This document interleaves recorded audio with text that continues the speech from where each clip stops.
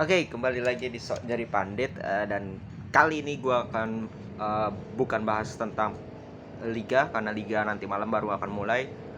Gue akan bahas tentang hasil drawing dari uh, FIFA World Cup Qatar 2022, di mana kemarin pukul 11 malam ya FIFA sudah melakukan drawing dan hadirlah grup A sampai grup H, 8 grup dari FIFA World Cup Qatar 2022. Dan menurut gue, ini gue mau bahas secara overall dulu. Ini adalah pembagian grup yang menurut gue sangat seimbang semuanya.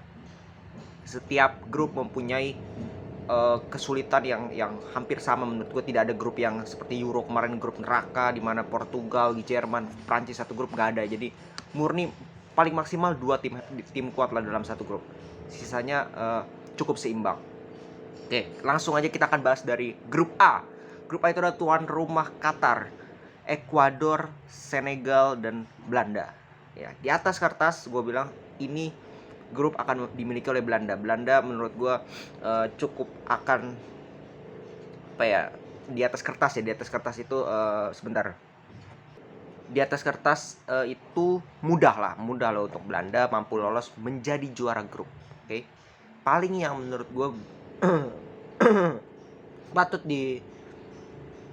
patut diwaspadai adalah Senegal ya. Senegal ini cukup kemarin menjadi juara Piala Afrika, kemarin juga mengalahkan Mesir.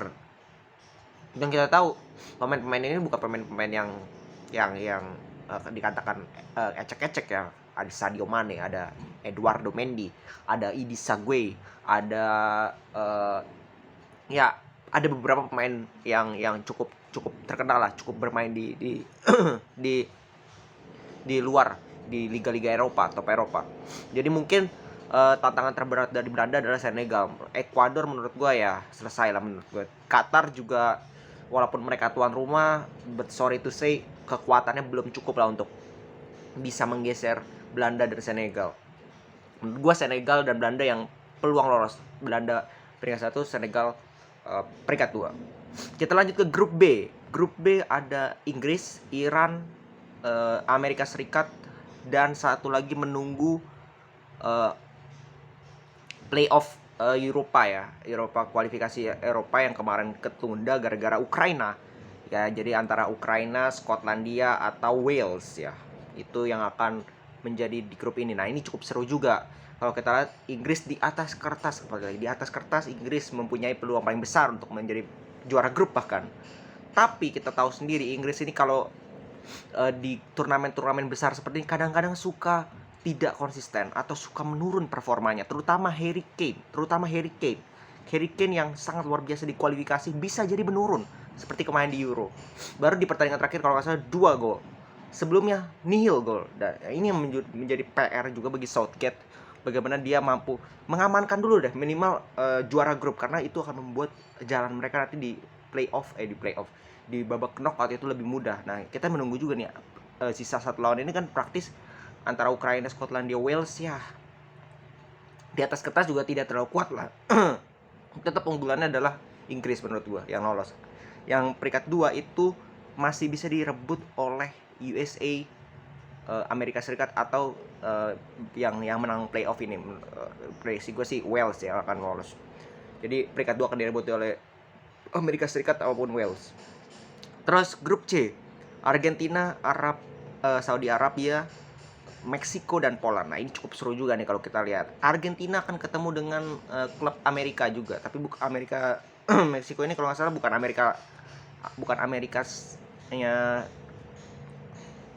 Amerikanya Argentina, bukan CONMEBOL, CONCACAF kalau nggak salah. Nah jadi ini yang menarik. Meksiko juga secara permainan menurut gue tidak terlalu buruk. Mereka secara build up serangan cukup bagus lah. Gue beberapa kali nonton Meksiko cukup bagus lah. Jadi tetaplah menurut gue Argentina akan berpeluang untuk menjadi juara grup kalau mereka bisa mempertahankan performa mereka selama ini. 30 pertandingan tidak terkalahkan. Itu membuktikan bahwa Argentina dalam top performnya.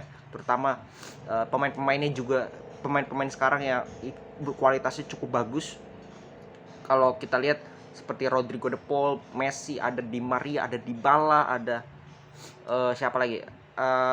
pemain Ocampos, pemain Sevilla, terus di belakang juga ada Otamendi yang masih bisa Juan Foyth masih bisa diamankan, masih dimainkan. Terus ada Tagliafico juga di situ bermain di kiri, dan kipernya juga Emiliano Martinez. Jadi cukup bagus lah secara squad, walaupun memang tidak semewah tim-tim Eropa ya, tapi untuk klub Amerika Latin menurut gua kan Argentina, Brazil yang setiap tahun mendominasi, dan Argentina ini cukup bagus lah secara squad. Memang tidak sebagus Brazil, tapi secara teamwork menurut gua Argentina cukup bagus dibandingkan Brazil, lebih bagus lah sedikit. Jadi menurut gua Polandia kita tahu sendiri berjuang di playoff, tapi kembali lagi mereka punya Lewandowski, mereka punya seorang predator di depan. Jadi menurut gua kemungkinan yang akan lolos, prediksi gua adalah Argentina dengan Polandia. Oke, jadi kita lihat nanti apakah prediksi gue ini bisa. Kita lanjut ke grup D. Itu ada Prancis, terus menunggu playoff antara siapa ini, Asia Amerika playoff ya, dan ada Denmark, ada Tunisia. Jadi Prancis juga menghadapi grup yang di atas kertas mereka bisa mengamankan posisi mereka sebagai juara grup, tapi jangan terlena, karena Denmark menurut gua menjadi tim yang harus diantisipasi, tim yang harus diwaspadai, karena Denmark kita tahu di Euro menjadi kuda hitam menurut gua, karena kembalinya Eriksen, terutama ya kembalinya Eriksen bisa membuat Denmark menjadi lebih kuat lagi. Kita lihat apakah Perancis yang skuadnya ya dari tahun ke tahun, dari World Cup 2018 kalau nggak salah itu nggak banyak berubah, tetap mengandalkan Mbappe, Benzema, paling berubahnya Benzema, tetap Griezmann, tetap Pogba, tetap Kante, tetap Rabiot, tetap Varane, tetap siapa, Kimpembe lah, atau Pavard, Lucas Hernandez. Jadi Loris benar-benar nggak ada perubahan ya deh. Kita lihat Prancis menurut gue kalau di grup biasanya dia smooth ya. Kita lihat menurut gue sih Prancis sama Denmark yang akan lolos. Prancis sebagai juara grup, Denmark yang akan sebagai runner up. Kita ke grup E, ada Spanyol menunggu playoff lagi, Oceania CONCACAF playoff ya, antara New Zealand melawan ya gue nggak tahu nih CR ini siapa ya. Ya pokoknya adalah ya nggak terlalu kuat juga. Terus ada Jerman dan Jepang. Nah ini grup yang menurut gue menarik nih. Ini grup yang sulit juga untuk diprediksi. Kenapa? Mungkin yang playoff ini New Zealand atau siapa ini mungkin menurut gue kecil lah harapannya. Tapi 3 tim ini, Spanyol, Jerman, Jepang, jangan meremehkan Jepang, karena Jepang terbukti beberapa kali bisa membuat kerepotan tim-tim besar. Itu yang harus diingat. Jadi Jepang ini pun punya potensi untuk merepotkan. Memang ujung-ujungnya kalau gue prediksi di atas kertas Spanyol, Jerman merem. Entah Jerman peringkat 1, entah Spanyol peringkat 1. Tapi Jepang ini bisa merepotkan loh. Hati-hati. Karena ini Piala Dunia ya, main cuma sekali. Nggak ada home away. Jadi satu pertandingan itu penting. Setiap tim bertemu sekali. Nah ini yang menjadi penting, bahwa Jepang terutama dia berasal dari Asia, tentu saja sebagai underdog ingin membuktikan lebih jauh lagi di World Cup. Mereka punya motivasi tinggi. Mereka juga punya pemain-pemain yang bermain di Liga Eropa, Takefusa Kubo, Tomiyasu bahkan itu kan bermain di luar gitu. Jadi secara squad juga tidak jelek-jelek amat, dan kita akan lihat. Ini menurut gue grup yang cukup seru. Tapi ya secara prediksi, kalau gue disuruh prediksi, tetap Spanyol dan Jerman yang akan peringkat. Entah gue nggak tahu siapa yang juara grup, but these two teams. Terus grup F ada Belgia, Kanada, Maroko sama Kroasia. Ini menurut gue grup yang seimbang, sangat seimbang, karena Belgia kita tahu sendiri kekuatannya sudah menurun. Kita tahu Eden Hazard sudah berapa tahun mungkin nggak main. Jadi sudah berapa tahun tidak perform, cuman mengandalkan murni Kevin De Bruyne di belakang Courtois. Udah, back-backnya pun tua. Back-backnya pun tidak bisa mengikuti perkembangan zaman, tidak ada regenerasi yang kuat. Lukaku kita tahu sendiri di klub seperti apa. Jadi benar-benar ini 50-50 match. Setiap match itu 50-50 karena kekuatannya benar-benar seimbang. Bisa jadi menurut gua kembali lagi Kroasia yang akan juara grup, Belgia yang akan peringkat 2. But that is my prediction, bisa salah bisa benar. Terus kita grup G, Brazil, Serbia, Switzerland, Kamerun. Di atas kertas kembali lagi Brazil akan menjadi um, juara grup menurut gua, karena Brazil secara kualitas pemain, secara permainan, secara overall berada di atas. Kita tahu Serbia sebagai juara grup loh, mereka mereka berhasil unggul di playoff bukan di playoff, di kualifikasi dari Portugal. Portugal peringkat 2 harus ke playoff. Peringkat satunya adalah Serbia. Jadi Serbia juga tidak bisa dianggap remeh, tapi Switzerland juga punya peluang yang sama untuk menjadi peringkat 2 menurut gua. Jadi peringkat 1 untuk Brazil, peringkat 2 antara Serbia maupun Switzerland. Kamerun, mohon maaf menurut gua tidak punya peluang. Bukan tidak punya peluang, maksudnya sangat kecil peluangnya. Kita ke grup H. Portugal, Ghana, Uruguay, dan Korea Selatan. Nah, ini juga grup yang menarik nih.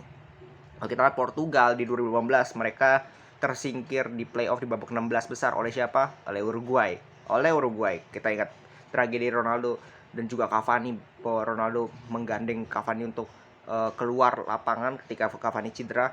Itu sangat memorable, dan kembali ke mereka ketemu kali ini di fase grup, di mana fase grup is not one dead match. Mereka punya akumulasi poin yang harus mereka pikirkan, dan menurut gua kembali lagi Portugal tetap punya peluang yang sangat besar walaupun mereka dari playoff, walaupun mereka harus bersusah payah juga untuk masuk World Cup ini, tetapi secara kualitas pemain, dan kita lihat lawannya juga Ghana, ya sorry to say Ghana ya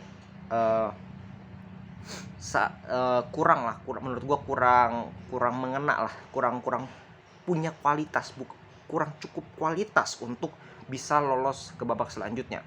Kita ingat juga Uruguay dan Ghana punya memori yang sangat-sangat luar biasa 2010, bagaimana Luis Suarez melakukan handball yang seakan-akan bisa membuat Ghana mampu mencetak gol penalti, ternyata gagal, dan itu membuat babak selanjutnya penalti dimenangkan oleh Uruguay dan Uruguay yang lolos.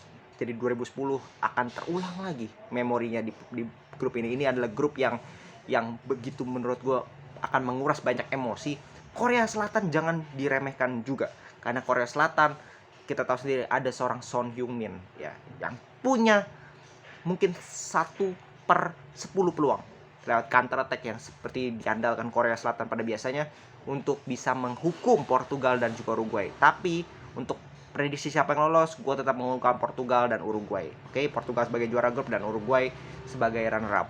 Oke, itu semua prediksi dari gue, siapa yang akan menjadi juara grup, siapa yang menjadi runner up, dan siapa yang akan menjadi lolos ke babak selanjutnya dari grup dari FIFA World Cup Qatar 2022. Bisa salah bisa benar, ya namanya juga prediksi ya kan, bisa salah bisa benar. Oke, segitu dulu dari gue, salam sepak bola.